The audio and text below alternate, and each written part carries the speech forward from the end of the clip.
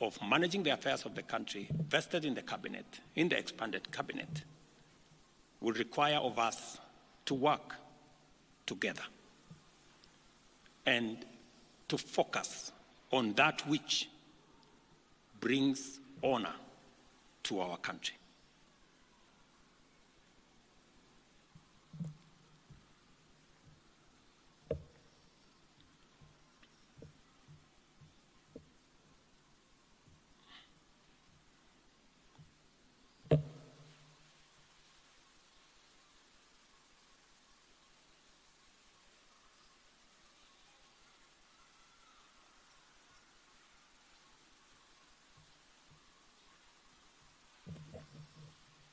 I will shortly give you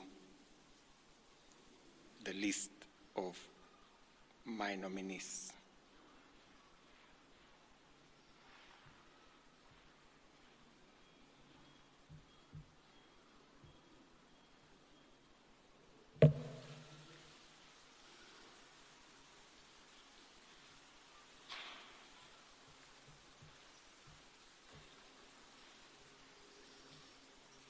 Just hold your horses.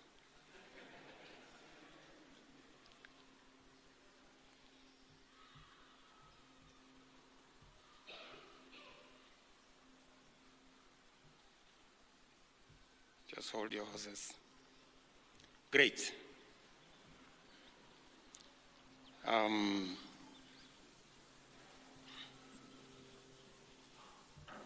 Oops.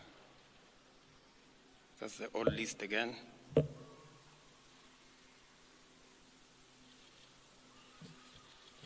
Where did it disappear?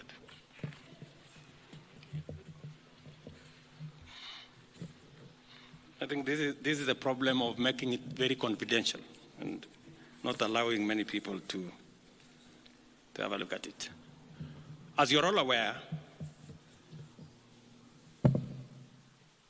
the list I sent to the National Assembly, I have since amended so that Roslinda Soipan Tuya now goes to the Ministry of Defense. The Honorable Aden Baredwale moves to Environment, Climate Change, and Forestry. I have now forwarded the name of John Mbadi Ngongo to the Ministry of National Treasury and Economic Planning. Salim Mvuria Mgala, Ministry of Investment, Trade and Industry. Ms. Rebecca Miano, Ministry of Tourism and Wildlife. The Honorable James Opio Wandai, Ministry of Energy and Petroleum. The Honorable Onesimus Kipchumba Murkomen, Ministry of Youth Affairs, Creative Economy and Sports. The Honorable Hassan Ali Joho, Ministry of Mining, Blue Economy and Maritime Affairs. The Honorable Dr. Alfred Nganga Mutua, Ministry of Labor and Social Protection. The Honorable Wycliffe Ambetsa Oparanya, Ministry of Cooperatives and Micro, Small and Medium Enterprise Development.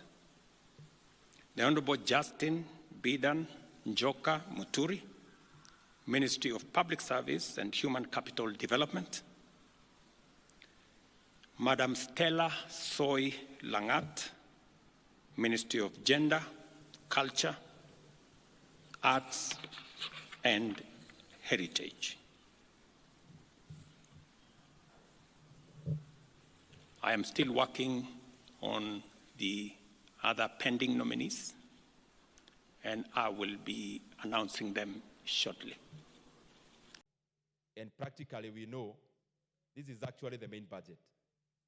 And I say so because, Honorable Speaker, this was occasioned by the fact that in this House we passed the appropriations bill, which became an act.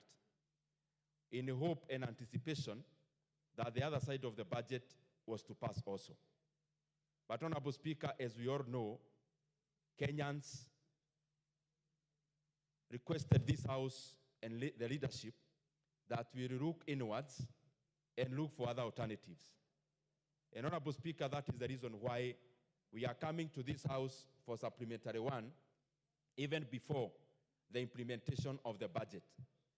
For the past 3 weeks, the government has only been implementing that what must be done in regards to funding only the critical areas of the budget, whereas the other areas have been put in abeyance, waiting for this process, Honorable Speaker. Honorable Speaker, this House passed a budget last month of Kenya shillings 3.992 trillion Kenya shillings. As we come before this House today, we are now having a budget of 3.88 trillion Kenya shillings. And therefore, there has been a decrease of around 111 billion Kenya shillings in overall. But Honorable Speaker, this is not just the decrease. The decrease that I have talked about, Honorable Speaker, is pegged on two things. This House, after passing, then there was a wide gap between what we need to do in terms of filling in the whole of financing of the budget. And there are only two alternatives, Honorable Speaker, for us to invoke.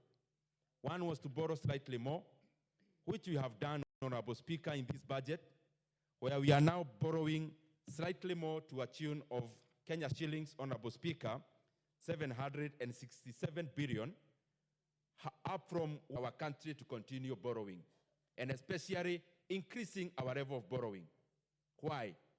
The problem we have now as a country is based on the fact that in the previous years, we borrowed more than we ought to have borrowed. And therefore, the weight is now on us. Honorable Speaker, I was just talking to Honorable MATIANG'I just here, and she's actually very mad by the fact that some of the expenditure lines the Departmental Committee on Trade were considering, they felt they ought not to have been cut. But Honorable Speaker, this is the situation, and I am glad my sister, Honorable MATIANG, is listening. This is how it is. And I actually conversed also with the chair of trade. I had seen him here today, this morning. Honorable Speaker, out of this budget, Kenyans, this is our country, and these are the bare facts that this financial year we are in, 2024-2025, as a country, will be spending 1.002 trillion Kenya shillings in payments of interest rates alone. Interest rates incurred out of domestic borrowing and also foreign borrowing will be spending over 1 trillion Kenya shillings, precisely, I think 1.002 trillion Kenya shillings. And therefore, Honorable Speaker, we may come here and read a budget of 3.88 trillion Kenya shillings as we are doing today. But the fact of the matter, even before we finish reading, we are already paying interest rates of 1 trillion Kenya shillings.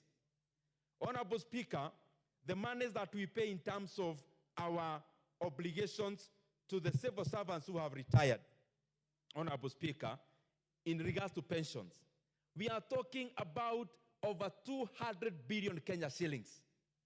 And therefore, Honorable Speaker, even before we start negotiating about which projects to be done, 1.2 trillion Kenya shillings is off the table. Honorable Speaker, we have had also to do something unprecedented, which I'll mention later. But out of that budget, Kenya shillings, 380 billion Kenya shillings is equitable share. And therefore, Honorable Speaker, if we do the math, we see what remains. But even more surprising, Honorable Speaker, you know, when we talk about debt service, it is not just a component of interest rate. It is also a component of also the principal. The entire expenditure in debts, Honorable Speaker, is Kenya shillings 1.8 trillion.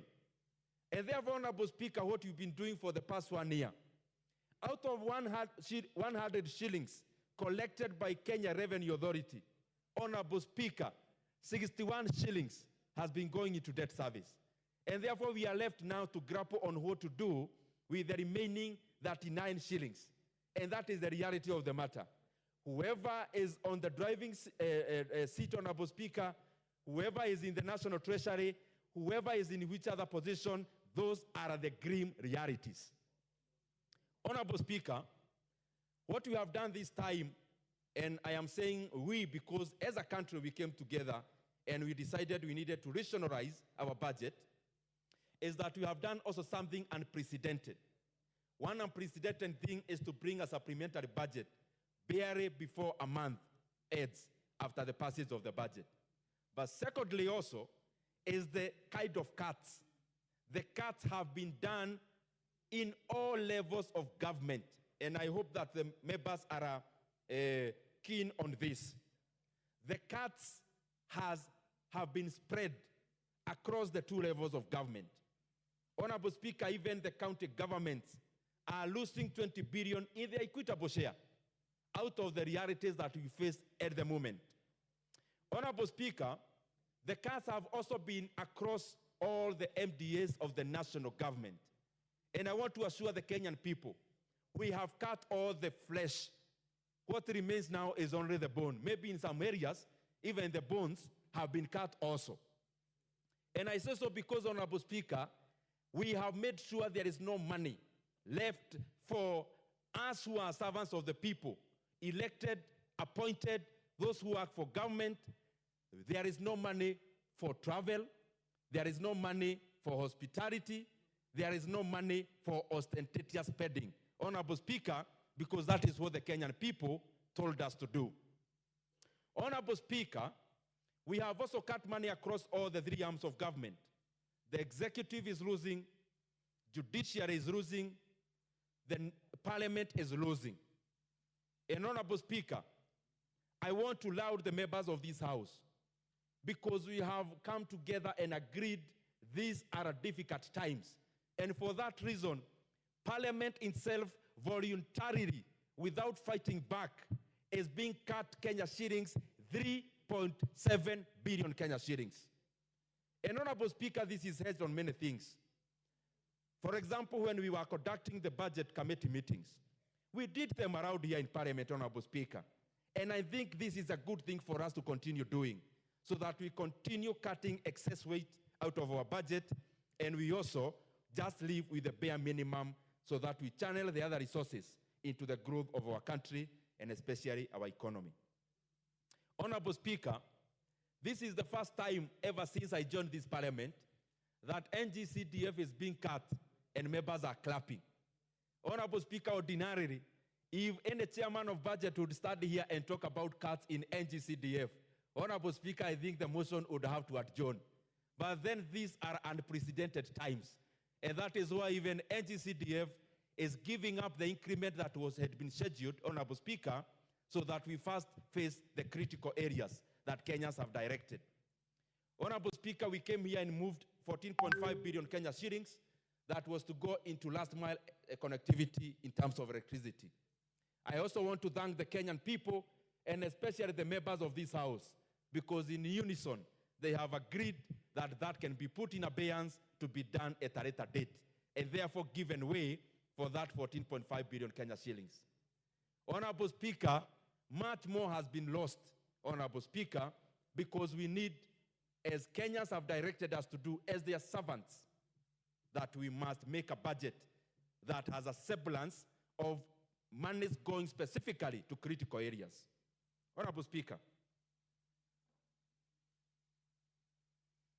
there is something I also have noted across the days we've been meeting and relooking at our budget. This country is rich. And Honorable Speaker, I believe this country has potential to raise much more. Honorable Speaker, Kenya is largely a country where most of the activities happen informally. And therefore, the informal side of our economy is much larger than the formal one.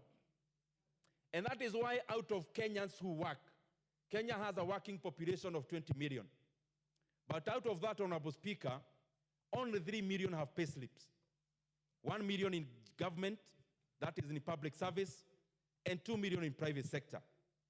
Honorable Speaker, those are statistics that we must look at as Kenyans. that out of a working population of 20 million, Honorable Speaker, only 3 million are informal employment, then the problem of Kenya Revenue Authority starts there, Honorable Speaker. Because when you have visibility of only 3 million Kenyans, then that is where you direct your revenue-raising measures.